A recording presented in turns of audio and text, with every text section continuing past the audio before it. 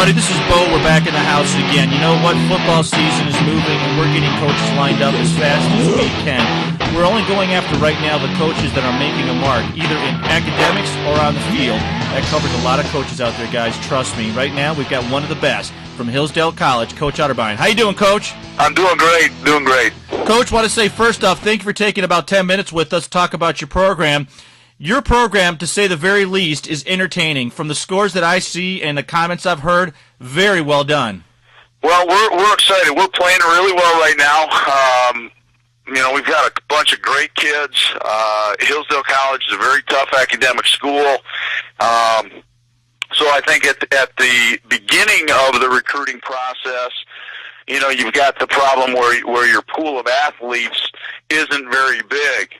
At the far end of it, though, once you get them on campus, you got a bunch of great kids that have tremendous character, phenomenal work ethic, and listen to you and very coachable. So we're kind of feeling, the positive results of that part of it right now, and our kids are working hard and playing well.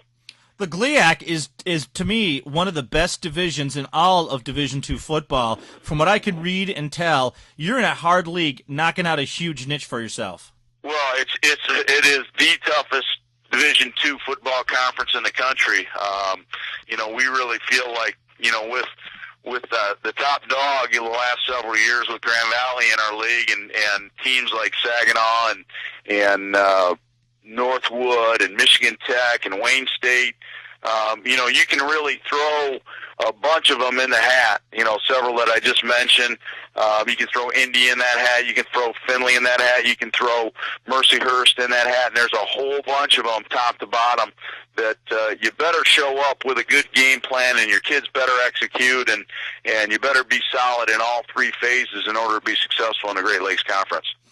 And what I see in a lot of the Great Lakes, especially in Division II, the kids seem to be very, very well fundamentally coached. Every time I watch something on them, you watch the X's and O's from the Jimmies and Joes, and they're fluid. I mean, they've got it down pat. You all do a great job of really building it. And sometimes Division I, you see a lot of the top programs depend more on athleticism than they do on fundamentals. And that's not saying they're not fundamentally sound. It's just there's a totally different level of fundamentals you see in the Division II ranks. I totally agree with you. I think that in our league, it's a very well-coached conference. Again, all phases, offense, defense, and special teams.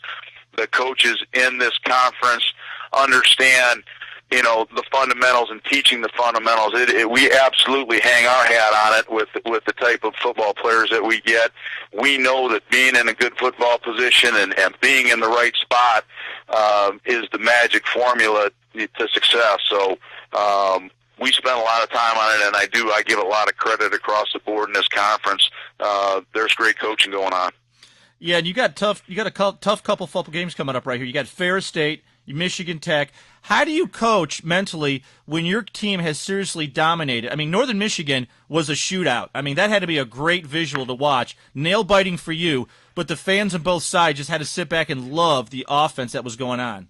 Yeah, it was back and forth there at the end, and you talk the old coaching cliche. You only have to beat the other guys by 1 point. It may come down to the last play, and both of those things came into fold up at Northern Michigan. I mean, you could throw them in the hat. You throw.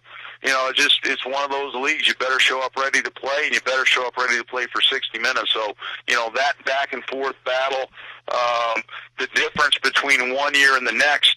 In our 2006 season versus the confidence that we have in 2007, comes down to a very, very fine line. And that was having the opportunity to go up to Northern Michigan, and come back on that nice 10-hour bus ride with a win and feeling good about ourselves going into last week's Ashland game for homecoming here at Hillsdale, versus a 1-1 loss where we were last year going to Ashland and really coming close to winning a football game down there, but not. So, the difference between being 1-2 in 2006 and 3-0 in 2007 becomes a very, very fine line, and yet the confidence that is building in our team is humongous. I mean, our kids just have a lot of confidence right now, but there's not a lack of work going into it. We had an extremely good practice on Monday night and again yesterday afternoon, where our kids, they've got a plan and they've got a mission, and they a long time ago set some very high standards for what their expectations of this season were, and the only way you get there is by doing the work necessary. So they're putting in the time to be ready to play a very good Ferris team. Now, as far as the seniors and juniors that are coming back from last year, how are they feeling towards this? Do they really see this? Are they putting their – a lot of times you hear coaches – let me reset up the question this way. A lot of times coaches look for who gets it, who doesn't get it. Sometimes the seniors get it, and upon halfway through the season, the seniors realize the finality of the season for most of these athletes. How is this happening this season over last season for some of the seniors and juniors that are coming in? Well, I think there's definitely some great leadership going on from our senior class. I think, I've been back 6 seasons, and we've had really solid senior leadership. But whatever happens in a run, when a team gets on a roll, there's a different level of commitment that everybody gets it. And right now our football team is kind of on one of those rhythms where everybody gets it. Everybody's in the weight room. They get it there. They're in a film session. They get it there. On the practice field, everybody's on the same page. So, I think if we could bottle that in athletics or bottle it in life, we'd be making a lot of money, because it's just something special that comes together with the chemistry of personalities and commitment and a desire to do well and an understanding of how good you can be. And I think all those things are lining up for us right now. And the feeling that we have is very similar to feelings as a coach that I had with our very successful teams back at Ferris State in the early 90s, where everybody figured out what it took to win, and we're able to do that. And I would say Grand Valley has been on one of those roles here in recent years. Yeah, Grand Valley is a great story for the state of Michigan, but also for Division II, because the amount of what's funny is Division II used to have the hit there was no pro players coming out of Division II. I knew that was wrong, but I didn't know it was wrong. I just sort of knew it. And with Grand Valley and other programs stepping up to the plate, the kids that really want to play pro ball or have dreams don't have to sit at a Michigan on the bench for 2 or 3 seasons before they get their shot. They can actually go to a team, win a championship, or compete at the highest level that they can. And I think Division II, with the Grand Valley stories and a number of stories, and your story this season is doing phenomenal, is really showcasing the fact of how strong the Division II and the 1AAs are.